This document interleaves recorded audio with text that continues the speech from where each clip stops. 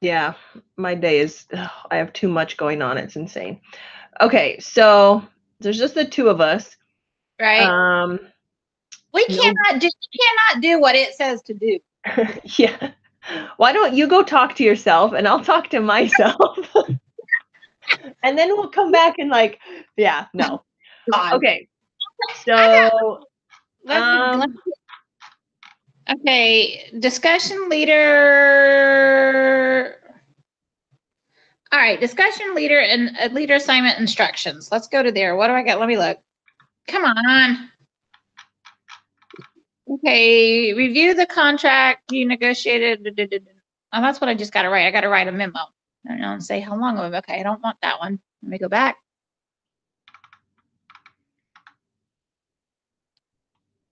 All negotiation. okay, Discussion let me prep. get these. Oh, there's too many pages this week. Okay. So we're supposed to do the wage thing, right? Like, okay, step 1, meet with your team, discuss your strategy for getting the wage agreement that you want. Step 2, team leaders meet with the other side. They have Yeah. 20 minutes to Now, negotiate a wage. Okay.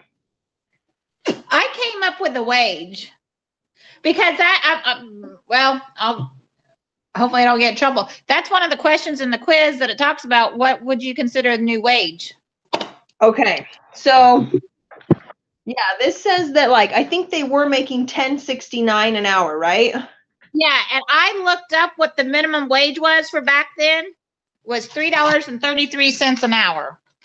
That was the U.S. average minimum Wow. wage in Well, like 1985.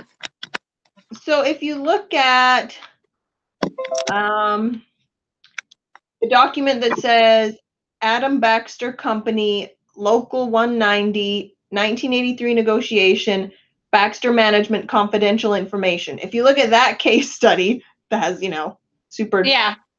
on page crap, come on, where is it? Page 3, it says like, so they put that Me Too clause in their last contract, and it said like they agreed that if everyone else's wages went up, then they would take like 3 of the highest wages, average And them, and that would be the new one. that's what I think the new one was for 1985. If you For read not, the 1980, if you read Baxter's base rate was frozen at $10.69. In the 1981 negotiations, the wages were $10.69. They were frozen. at 1981. Yeah, it's saying Okay. in the okay, and it is July 1985, exactly 1 month prior to the expiration of the contract established in 1978 labor agreement. And in your 1983 negotiations with Baxter, wages were renegotiated at a set of whatever to times 2. So what was it in 83? Okay, so it said that Baxter's official request for a wage negotiation stated that if the union was unwilling to negotiate a reduction, they would go to arbitration and request the Me Too clause, and they would lower the wages. Okay. It said that hourly wages at firms stipulated in the clause. So it shows firm A was paying $9 an hour right now. Firm B was paying 8. Firm C was paying 8.25. D was paying 8.75, and E was paying $6 to $7 an hour. And So, see, in the 1985 one, it says that they were at 1069. If I'm reading it right. I think this is when they. Okay, so if you take all of the top 3 wages and you add them together and divide them by 3, you get 866. So Paying 1069 an hour, they were don't shoot the company. yeah, so it sounds like if they followed this formula of their Me Too clause, Let me see if I can switch. I gotta switch this to my phone really quick. It should still be recording. Okay. Hangouts on air. Continue. Okay. Why is it echoing? I don't know. Is it echoing now? Yeah, you're a little echoey. Okay. That's probably just my kitchen. Yeah. I gotta stir this granola, so keep talking. No, if they went to the Me Too clause, everybody would be, if they went to the Me Too clause in 1985, there would be a pay reduction rate, because if you figured what the average was at 866 and they're paying 1069. Yeah, so they would have to reduce the wages. So I think the point is that they're trying to decide what the new wage should be, because they know they've got to reduce the wages or else they're going to be like out of money if they keep paying.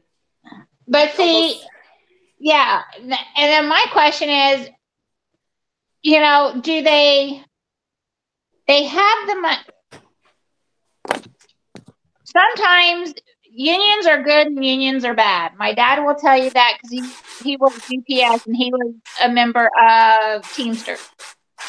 So wages are good, you know, unions are good, unions are bad at the same time. Because what everybody doesn't realize, if you're a member of a union, you have to pay a union dues, and that's not cheap. So out of the wages that you earn, saying if you earn $10.69 an hour, you could be paying $3 an hour to the union. You'll be paying a percentage no matter what to the union. Okay, I'm walking back to my computer. Hold on. So That's what people don't know about unions. You have to pay the dues no matter what to be in it. I'm coming back to the Hangout on here. That's all right. I wonder why it didn't tell us like how much they pay as part of the union or whatever. Like I didn't see that. I don't know. I didn't see that information. They won't. Let's see. Founded. 1 out of every 4 paychecks in Deloitte is written by Baxter. They have low turnover. The wages are high. Yeah, the reason Baxter has low turnover rate also is because when they get up there, UPS did right when my dad was close 5 years from like the actual retirement time or whatever. He took the buyout. They came and offered a lot of big buyouts for the upper management to take the buyout. Really? They were protecting the older workers that have been there, that have gone through it, have gotten it, that are not your gripers. Sometimes you get new employees that are great, but boy, they start griping after a little bit. But then you've got the old loyal ones that, hey, do my job, I get a decent wage, I can support my family. Yeah, I mean that's like a really good wage. I think like $10.69 when other people at similar places are making $8. Yeah. If Plus, you went to the Me Too part,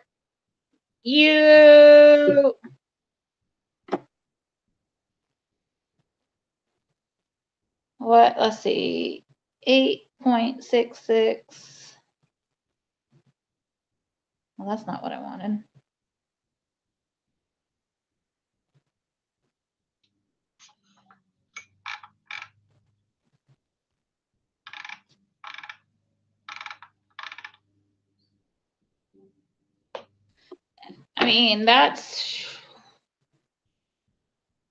Wage wise, I would say you have your pick, write it. You can go to the Me Too wage. We take the top 3 average, that gives you 866, or you can keep with the $10 one, or they could say, okay, we could give a 50-cent raise, across the board. 50 cents on top of the $10.69. Yeah, that would make everybody happy. But in the end, the union needs to come back and give something back to the company, saying, okay, we took a 50-cent. Okay, what is a 50 cent across 10.69 times? It's like 11.10 or something. Are you adding or subtracting? So you're saying, no, if you're saying, you're talking about a 5% raise increase if you went to that. If But you that's took like the, paying them way too much, right? Because yeah, that would be, that a 5% wage increase is a lot because normally cost of living is like between 3 and 3.5. okay, let's see. This Because one says like, go ahead. because a 32-cent increase is only 3%. That's cost of living. I think they talk about, okay, where's the cost of living thing on this page? I'm looking at the 85 one. They didn't have a cost of living in the 85. Okay. So in the 1983 one, the Baxter one, it says that just like 2 or 3 years after their negotiations, one of their competitors filed bankruptcy in the spring of 83. Uh-huh. By September, their unions had agreed to accept a 40% wage cut. Baxter management has made it very clear they expect you to negotiate a reduction in wages at the plant. Because of the 1978 contract, Deloitte employees' jobs have been protected and their wages have remained stable. While Baxter's sales, market share, and profits have remained strong, you can't expect to stay profitable for long if you continue to pay significantly higher wages than your major competitors. Top management is counting on your team to reduce the wages company-wide. You're not that. Once you get at a certain wage, it is hard to come back. It's hard to backtrack. But what if you just say like, hey, we don't have a choice. Like, we're going to be bankrupt in a few years if we keep paying you guys way over what everyone else is paying you. Yeah. But see, the thing that I look at is when they show the financial summary exhibit. Are you on page 6 of the local 190 confidential information? Yeah. Yeah. Still paying out 54 cents a share. The unions are going to holler. Which column are we looking at? Looking at 1985, where it says dividends, they're paying out 54 cents per every share.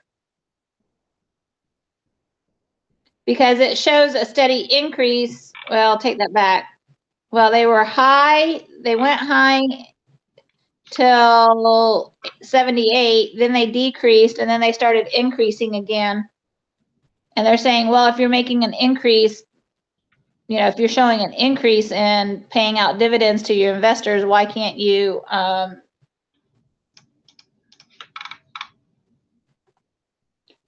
do with the employees? But were you saying the other companies are going bankrupt? One thing they would have to look at is to be able, is there a cheaper way of getting health benefits? Because that is one thing that the companies are paying for. I think that's okay. Because I don't have that in the one for 85. That must be in yours. Because I went over the one for 85 tremendously. So here are some changes they made at the meeting in 1978. It says that the group incentive system was eliminated. So they used to have that thing where like if your group met your whatever, then you got raises and stuff. Mm-hmm. Management secured full control over work rules, which they used to let the employees make the rules in their team as long as it was working. You're right. And yeah, that's when they added that Me Too clause. So it specified that if 3 or more of the 5 industry leaders change their wages or benefits, the union will identify the 3 companies whose provisions it prefers, and then Baxter will pay the average wage or benefit provided by the 3 companies. And the base wages were set at $10.69. But the problem was they didn't anticipate the economy going down. Right. So they didn't think they would have to take 3 and reduce wages. They thought they would take 3. They thought they were going to be able to get an increase in the wages. Yeah. I gotta go toss this granola, so I'm going back to my phone. All right, that's fine. Okay, is that still gonna echo super loud? That's all right. Why does it do that?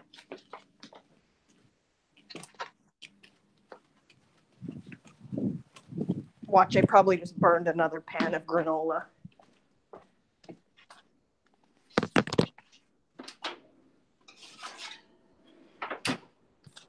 I don't even really know if this is like done yet, but I think I'm just gonna call it good before it does burn. Okay. Hang on, is this my husband and all them coming back? Yep.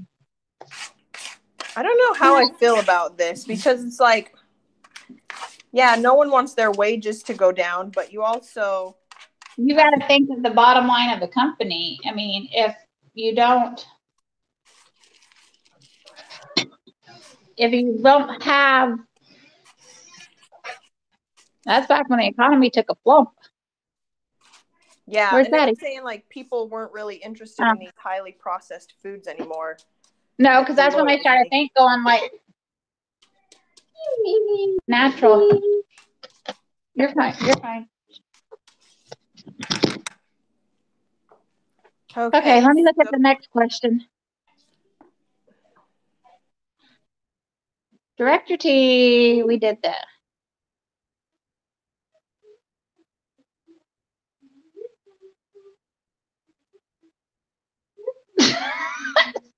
Well, did we just talk about?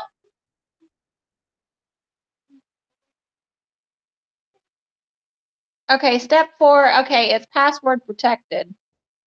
Yeah, you can open it though. I don't know why it says password protected. Okay, I didn't. That's the debrief in the end notes, right? Yeah, let's see. I hadn't looked at. Okay. So basically, this was all based on real stuff that happened at Hormel Foods in Minnesota. The simulations are intended to portray events that occurred at Hormel. But then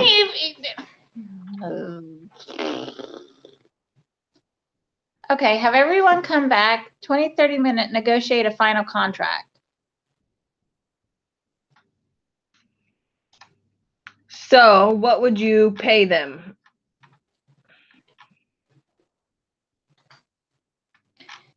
If they wanted a pay increase, I would have to, first off, you'd have to figure out, the union's going to have to give up something. Would you rather give something up or lower the wages? I think it's just easier to like, I don't know, take the wages down like $2 an hour. No, they will not let that happen. Okay, what is what happened though? Let's see. Okay, so in the Hormel negotiation of 1985, labor was renegotiating a cut in wages that had gone into effect earlier that year. By July 85, management made their final offer of $10 an hour, while the labor union's demands were $11.25 an hour. Yeah. They went on strike for a year.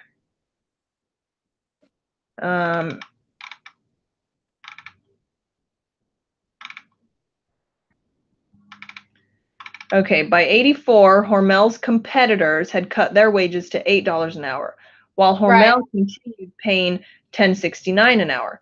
Management argued that the escalator clause, that was what keeps it in line with inflation, meant that you could also lower the wages. Hang on, let me go ask my husband something real quick. Give me 1 second. Okay.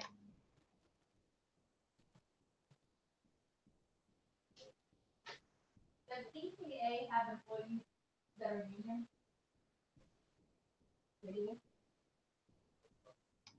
Most of the, like, the assembly line people are, but the management's not.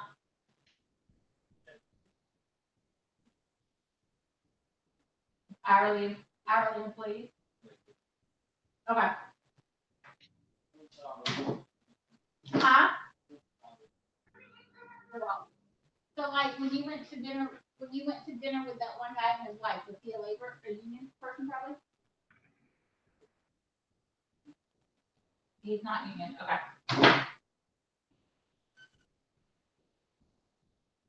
Sorry, I was asking my husband because some of his plants where he goes and does for electrical, some of the plants are have unions, like the hourly employees. Yeah. Let's see. So it looks like if they wanted to increase, I would have asked for a decrease in that 52-week layoff. Yeah, not give them a whole year to know they're leaving. What company does that? I don't know. I guess Hormel did. This says, okay, so they were paying $10.69 an hour in 84. Mm-hmm. In March of 85, the wages were set at $8.75 and they would increase to $9.25 in July. According to the 1978 contract, they could not strike until the current contract expired in August of 85. So they dropped wages by $2. In May of 85, Hormel said it would terminate the contract when it expired in August. But the thing is once that contract was terminated, there was no more contract with them. Hormel could go out and hire anybody they want, I think. Well, okay, so the contract expired on August 9th, 1985, and Local P9 struck on August 17th. During the strike, negotiations continued. Other deals were suggested. They suggested setting the wage at $10 an hour, but P9 was not impressed. They said this was the best deal they could expect. In January of 86, Hormel management announced it would reopen the plant. Strikers were invited to come back to their jobs or risk having their jobs taken by permanent replacements. By March of 86, 450 members had gone back to work. 600 had been replaced. So 600 people didn't go back. Said it effectively wrecked relationships between many members in the Austin community. Hormel also created a separation within its own factory, building a wall between the slaughterhouse and the canning and processing. Because once they did that, it just did not affect Hormel. It affected down the food chain. So, like people like me who are beef growers, I had nobody to buy my beef at that time. What am I doing? What am I going to do? If you had a contract with Hormel to say Hormel is going to buy X amount of pounds of beef from me every month, and that plant shuts down, I'm out. Yeah. I mean, that just divided, that divided everybody. Let's see. So this is interesting. So like Hormel built a wall between their slaughterhouse and their canning stuff, and then they leased the slaughterhouse activity to a non-union company called Quality Pork. The union challenged this, but it was ultimately ruled acceptable. They paid their workers $6.50 an hour at Quality Pork. And by 1990, more than half of the employees at the Austin plant did not live in town, and many commuted from Iowa. The loss of jobs for the strikers who were never rehired forced 500 workers to leave town, eroding the town's tax base. Yeah. You look at it right now in Alabama, we have Hyundai plant, produces cars. And with Trump on his kick about the tariff on is it steel, aluminum, whatever it is, it's hurt the Hyundai plant here. But Klondike? Hyundai. Oh. I was like, Klondike, the ice cream bar? No, Bluebell is in Alabama. We got a Bluebell plant. But that's been a strain because they can't move the cars. So it does have a trickle effect. It just does go down the pipeline when things change. Now, granted, those that strike, the city got hurt in the end. Guess what? There's no tax base. There's no schools. The infrastructure of the city out the door. But what people don't realize is unions get greedy. Mm-hmm.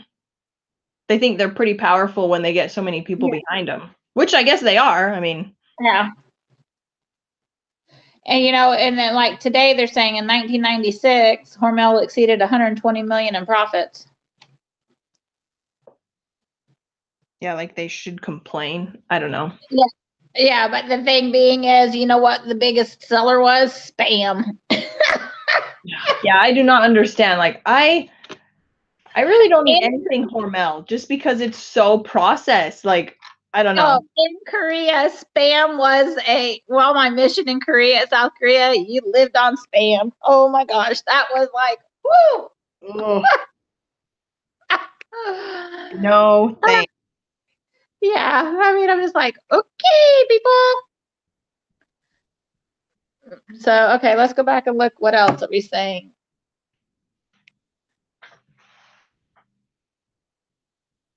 Okay, direct your team to do, then tell the team they can read it on their own. It is due date, and there's a quiz to complete within. Okay, saw the quiz.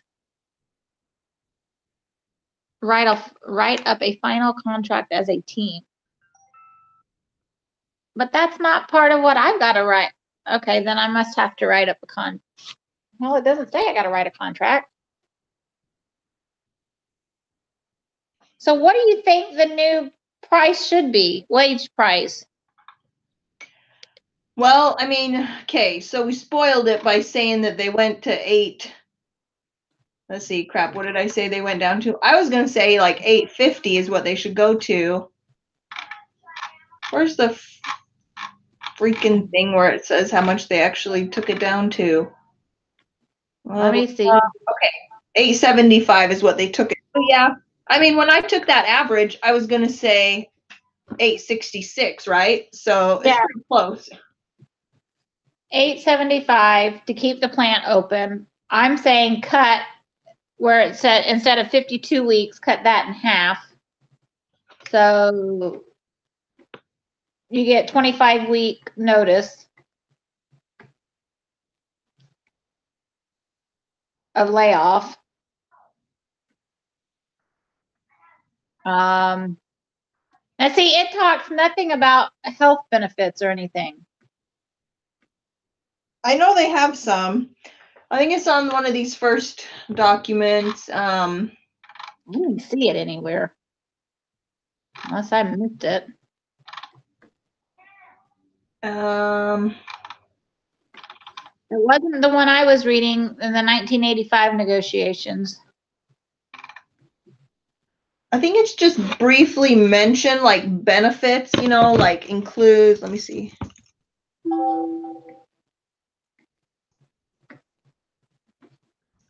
Wages and benefits. The benefits package includes holidays, vacations, rest periods, meal periods, overtime and holiday pay, and health and retirement benefits. You expect the union to agree to keep this standard of comparable benefits. So they want to lower the wages, but they want to keep their benefits the way they were, it sounds like.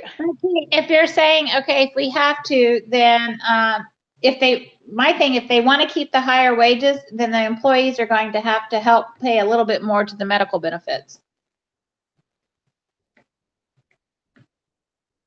Wait, you're going to take more money from them, but then you're going to make them pay more into the benefits?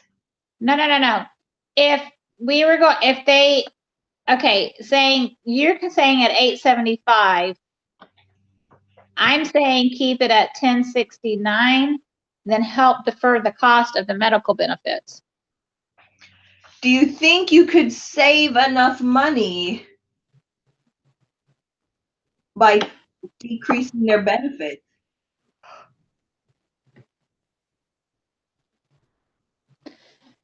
If you ask the employee, I don't know.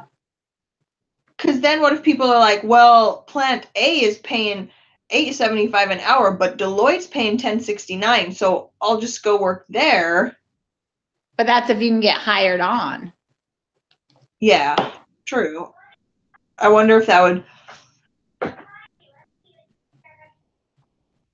I don't know. I don't know if that spreadsheet thing shows like. It doesn't show accurate of what we need. Yeah, it doesn't. I don't see where it would show like what the benefits is costing them. You know. Yeah, it's not showing the benefits costing them. Oh, I just rotated every page. Apparently, that's great. No, sorry. Then there's the other pay programs too, like, you know, they get incentive pay if they go over target, and they were saying they set their targets really low, so it's like they're always getting like, I'd raise the targets. You know what? You need to work for it.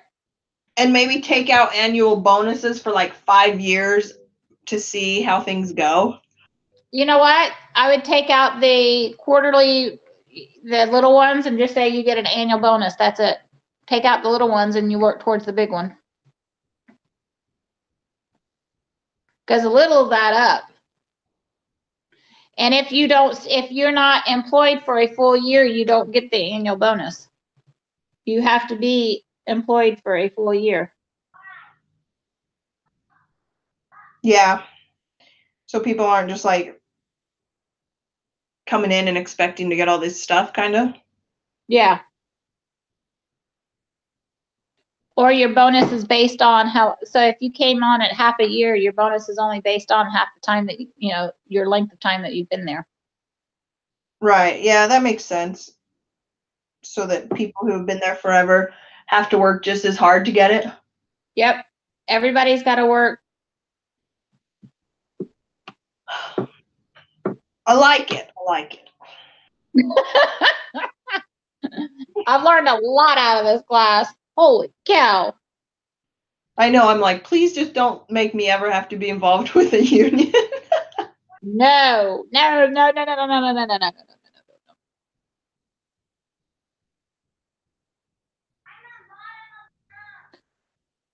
Because no matter what, when they disclose the financials on a company, everybody sees what the union's going to see, what you're making and all that. Yeah. Okay. Have we done everything? I think so. Okay. Pretty much, right? Yeah. What does it say? Okay, let me go back. Let me go back into here. Let me make sure I answered all the questions so when I go to write this thing today. Oh, my back hurts. 2:35. Okay, write a memo or letter to the group you represented in the negotiations.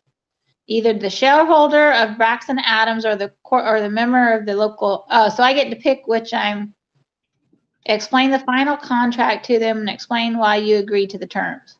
Okay, so let me make sure I got this straight. Mittens, you're driving me nuts. So we are saying we are cutting the layoff time by half.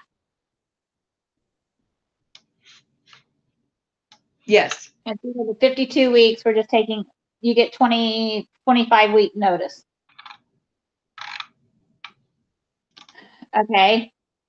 The bonuses, one time a year.